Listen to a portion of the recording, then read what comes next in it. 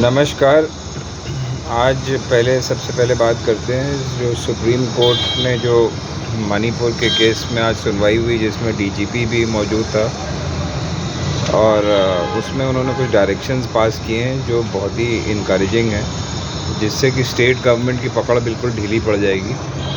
और उन्होंने ये कहा है कि उनकी लैंग्वेज में कोट कर दे रहा हूँ, we will pass directions to restore a sense of faith in the rule of law and build a sense of confidence.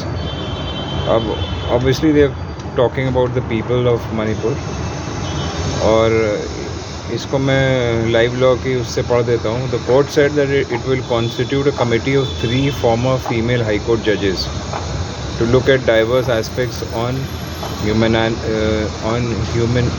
humanitarian nature. It will be a broad-based committee looking at things including relief, remedial measures, rehabilitation measures, restoration of homes and places of worship. This committee will be headed by Justice Geeta Mittal. She was a former Delhi High Court judge, and then she became the Chief Justice of Jammu and Kashmir. It will also consist of Justice Shalini Hansalkar Joshi, Bombay High Court judge, Justice Asha Menon, former Delhi High Court judge. Or as regards the investigation, the court noted that the centre has decided to entrust 11 FIRs relating to sexual violence to the CBI. The court said that it will allow the transfer of these cases to the CBI. However, it will also include 5 officers from the rank of at least Deputy SP, if not SP, drawn from other states, to ensure that there is a sense of faith and overall feeling of objectivity. The court clarified that these officers will be functioning within the administrative setup of the CBI. Further, the court said that it will add one more layer of security. ये देखिए, supreme court को बिल्कुल भरोसा इन पे है नहीं, तो देखिए वो कहते हैं कि साहब इसके बावजूद हम एक लेयर ऑफ सिक्योरिटी और अपॉइंट कर रहे हैं, by appointing one officer to oversee the CBI investigation who will be reporting back to the supreme court. Doctor Dattatray Padsalgaikar, IPS, former Maharashtra DGP and Mumbai Police Commissioner, was identified by the court as the overseeing officer. तो ये सब चीज़ों से क्या पता लगता है? ये पता लगता है कि supreme court is well aware of the situation, is well aware of the failure of the state government of Manipur, और वो उनके हाथ बांध के बिल्कुल रखना चाहते हैं, और बिल्कुल कोर्ट मॉनिटर्ड रहेगा. और ये जो CBI को ट्रांसफ़र करने की बार बार बात कर रहे थे, जो लड़कियों का जिनका रेप हुआ था, जिनका वीडियो वायरल हुआ था, उनके भी हाथ बांध दिए CBI के, क्योंकि 5 ऑफिसर SP रैंक के अदर स्टेट से आएंगे, और उनके ऊपर एक DGP रहेगा बॉम्बे का रिटायर्ड, जो कोर्ट को जो ओवरसी करेगा. He will be the in-charge, he will be the head, and he will be reporting straight to the supreme court. अब state investigation, as regard the state police investigation, the court noted that in the statement of the state that it will constitute 42 SITs to look after cases which are not transferred to the CBI. For these SIT, the court said that it will order to include at least 1 inspector from other state police forces. Further, the state SITs will be supervised by 6 DIG rank officers who are from outside the state of Manipur. तो सारे suggestions जो इंदिरा जयसिंह ने और बाकी लोगों ने दिए थे वो उन्होंने मान लिए. ठीक है. Chief justice of India so and so after revealing the proposed direction said that the formal order will be uploaded by the end of the day. उसके बाद बाकी देखिए, अब जैसे जैसे होता है तो इससे एक कॉन्फिडेंस ये बिल्डअप होता है कि कोर्ट जो है ना is well aware of what is required, because उन्होंने वेट किया कि स्टेट कुछ एक्ट करेगी. अब एक्ट ये करना था कि प्रेसिडेंट रूल लगाना था और ये स्टेट गवर्नमेंट को डिसमिस करना था, मगर कुछ हुआ नहीं. अब ढीठ सरकार है, तो ये बिल्कुल इनको लगता है जो ये कर रहे हैं बिल्कुल सही कर रहे हैं. तो एनीवे, अब ये एक शुरुआत है. इससे कम से कम ये होगा कि अब सुप्रीम कोर्ट मॉनिटर्ड होगा, तो एटलीस्ट कोई भी प्रॉब्लम वहाँ के लोकल्स को होती है, इंक्लूडिंग जो कुकी कम्युनिटी है और जो मैतीज़ भी जो परेशान हुए हैं, वो सारे जो है इन ऑफिसर्स को रिपोर्ट कर सकते हैं. और ये जो, क्योंकि फ़ीमेल हाई कोर्ट जजेस रिटायर्ड इसलिए रखी क्योंकि ज़्यादातर प्रॉब्लम सब फीमेल विमेन रिलेटेड मतलब ओरिएंटेड प्रॉब्लम्स हैं.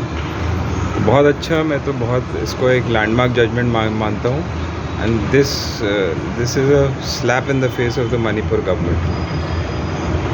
अब आगे एक और बात करते हैं, जो एक इनका कोई कटारिया कोई एमपी है बीजेपी का, जिसको वो राइटिंग बलवा और मारपीट और दुनिया भर के उसके अगेंस्ट वो थे, जिसमें 2 साल की मिनिमम पनिशमेंट होती है, ठीक है।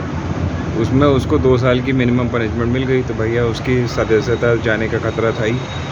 मगर ये भाई लोग इतने जुगाड़ू हैं, फिर नीचे इन्होंने डिस्ट्रिक्ट कोर्ट में स्टे ऑफ कन्विक्शन की वो फाइल करी और सेम डे स्टे भी हो गया। तो मैंने एक रिपोर्टर को, जो मुझे कांग्रेस कमेटी हेडक्वार्टर्स ऑफिस में मिल गया था, वो मुझसे इंटरव्यू ले रहा था, मुझसे पूछ रहा था कि आप नीचे अदालतों के बारे में क्या सोचते हैं। तो मैं उसको क्या बोलता, भाई मेरे ख़ानदान में खुद ही मेरे फादर हाई कोर्ट जज रह चुके हैं, मेरे ब्रदर हाई कोर्ट जज रह चुके हैं। तो मैंने उनसे सीखा है कि भाई जजेस आर वेरी अपराइट, वो ऐसा कुछ नहीं काम करते हैं जिससे कि लगे दूसरी साइड को कि आप बायस्ड हैं। तो ठीक है, वो अपने बिल्कुल ईमानदारी से उन्होंने अपना काम किया और आज तक वो जाने जाते हैं अपनी जजमेंट्स के लिए।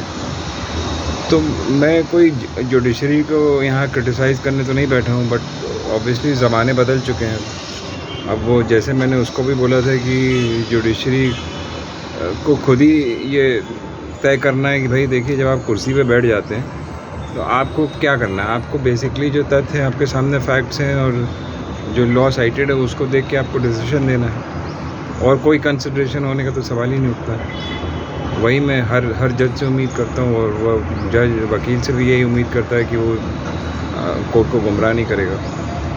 ऐसे ही दोनों पहिए चलते हैं। खैर, अब उनको स्टे मिल गया तो अब उनको कुछ, ऑब्वियसली उनकी सीट तो जाएगी नहीं, तो बिल्ला साहब को कुछ करना नहीं।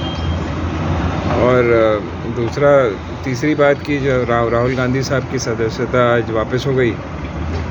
जैसे कि उम्मीद थी कि नहीं तो कंटेम्प्ट फाइल होता और फिर बिल्ला साहब खड़े होते सुप्रीम कोर्ट में जज साहब के सामने हाथ जोड़ के।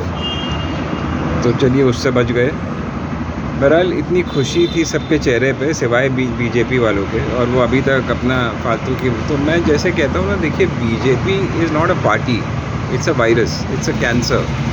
और मैं इसके रीज़न्स हैं, क्योंकि देखिए, इनको सत्ता बहुत दिनों बाद मिली है, और जिसके सहारे मिली वो उसकी इमेज भी जा रही है। सब समझ गए कि वो किस टाइप का इंसान है, और इनको दोबारा तो आना नहीं है। तो अब इनकी हवा टाइट है, और होने तो यार क्या फ़र्क पड़ता। देखिए, ये एक डेमोक्रेसी है, हम इस पे नहीं जाते कि कौन कैसा था क्या था, कुछ नहीं। I care two hoots for all this. देखिए, आप, सीधी सी बात है, आपको चीट करने दिया नहीं जाएगा ये इलेक्शन में, ठीक है। उस पर भी सब कोर्ट मॉनिटरिंग होगी, और जैसे तैसे जो है बढ़िया तरीके से इलेक्शन होगा। उसके बाद जो भी मे द बेस्ट पर्सन विन। अगर लोगों को लगता है कि इसी को कंटिन्यू करना चाहिए तो ठीक है, नहीं तो मुझे तो पूरी उम्मीद है कि लोग जा रहे हैं।